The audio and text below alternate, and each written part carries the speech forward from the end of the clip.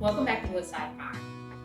Today we want to talk a little bit more about the history of the farm, our history, and how we came to purchase the farm, and also what our future plans will be. So the original owners of the farm were William I. Harley II and Ina Wilford.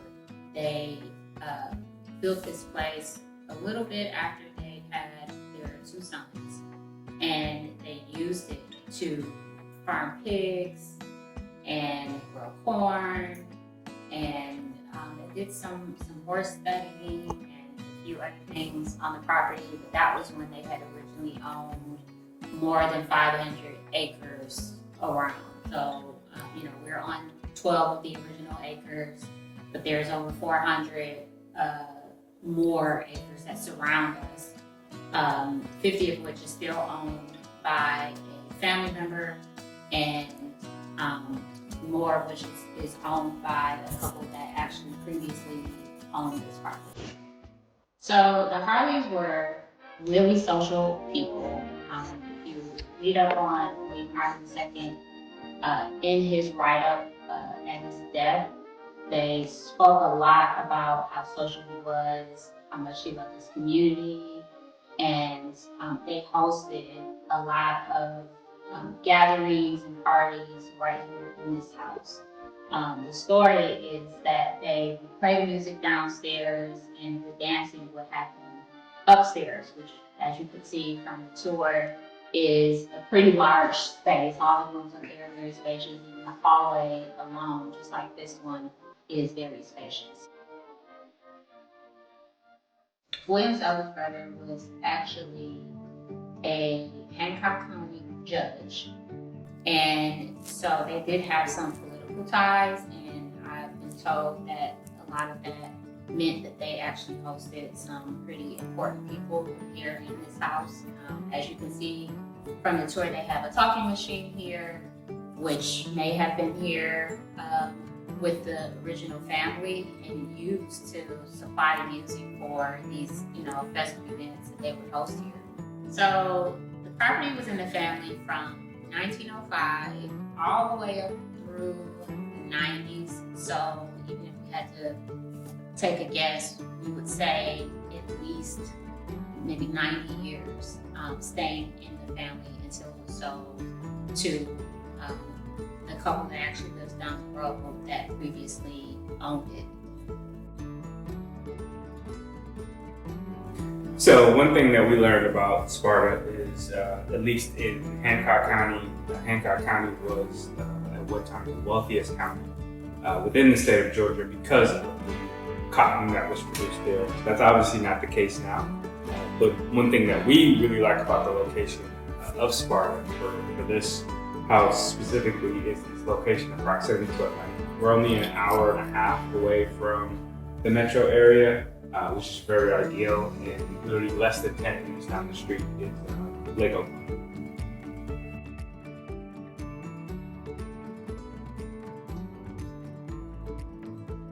So Princess and I met over 17 years ago working at the airport, Hartsfield Jackson. We were both working security at TSA, and one day I saw her come through when she got hired, and kind of the rest was history. But we had a mutual coworker, colleague who wanted to play matchmaker, so she made sure that we worked together, and pretty much struck it off after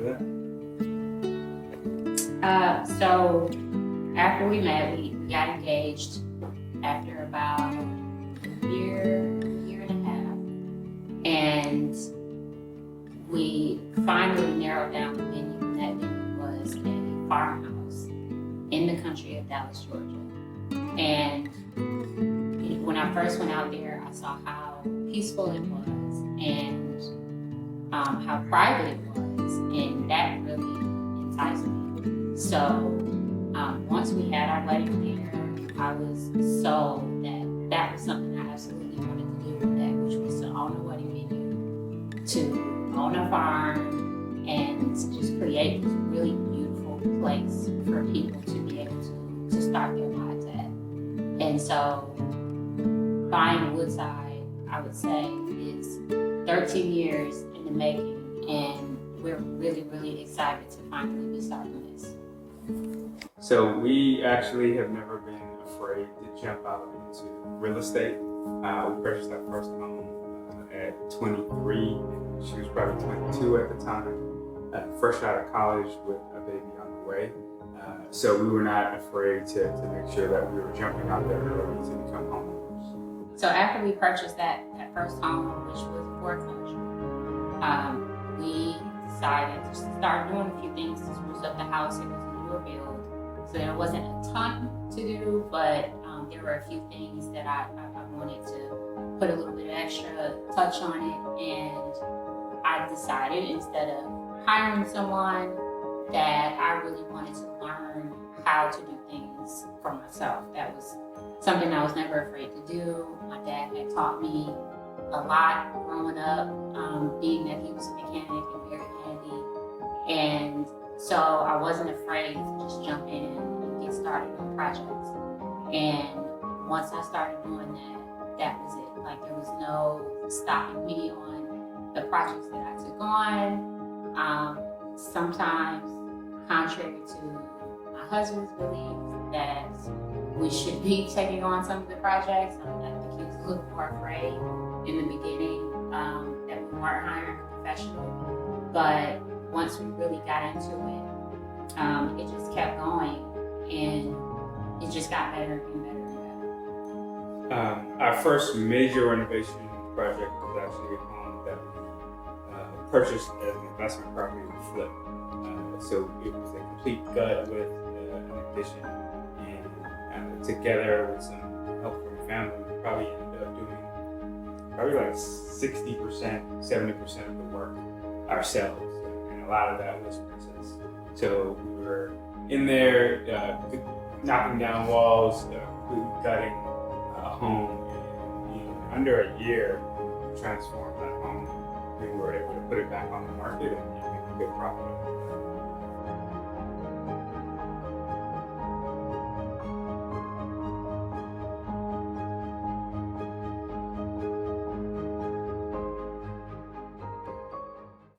I would have to say, a lot of the projects that we've done, my favorite project to date would be in our current home, our children's upstairs bathroom.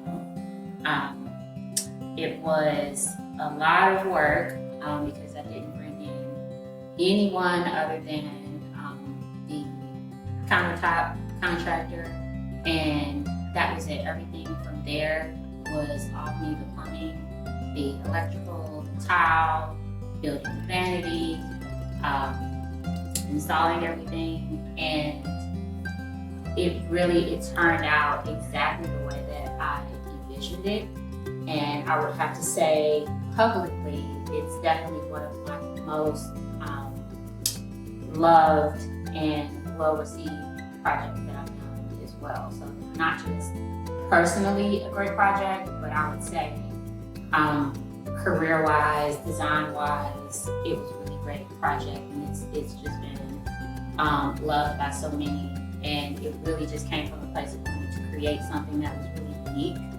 And the feature wall across the back was something that I hadn't seen before. We'd all seen rigid doors and panels, lower on the wall, but in this mirror wall behind the vanity, I really wanted to create something special, and I think I was able to do that. So I was just scrolling on Instagram one day, like so many of us are every day, and it was sometime in the afternoon, and I came across this post, which was on cheapo houses, and they had a post of this house, and the minute I saw the picture, I was immediately intrigued and wanted to know more.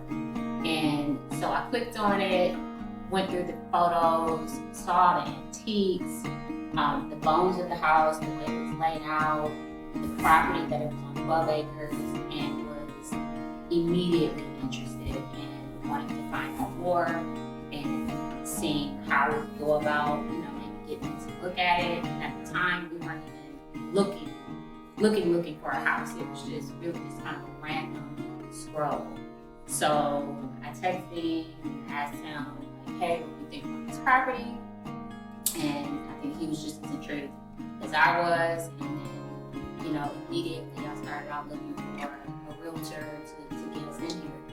And we found a realtor that we absolutely love. Hi, Tracy. And that was it. Like, you know, we started in on the process really quickly. And the next thing you know, we're the new owners.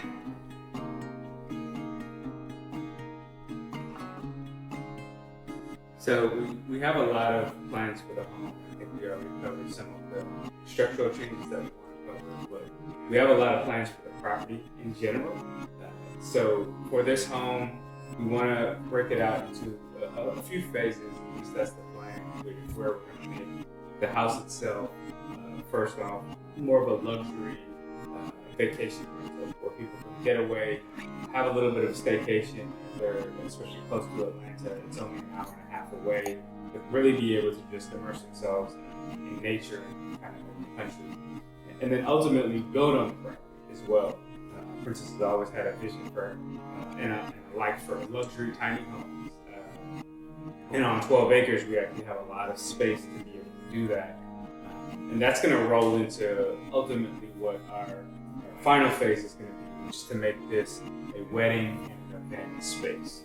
And you could probably just imagine having a luxurious little home where groom's parties and bridal parties and wedding parties can actually use the house itself, maybe stay in the house a couple of days before, have luxury tiny homes on the property where they can kind of have their immediate bridal party stay there as well too, and be able to kind of enjoy the property and the area as they, go up to their final wedding day. I think the thing that we're most excited about in this journey is not just the fact that we're restoring this beautiful home, bringing life back to this farm. It's also us being able to involve our children and really take hold of something that's going to help us to create a legacy for our family.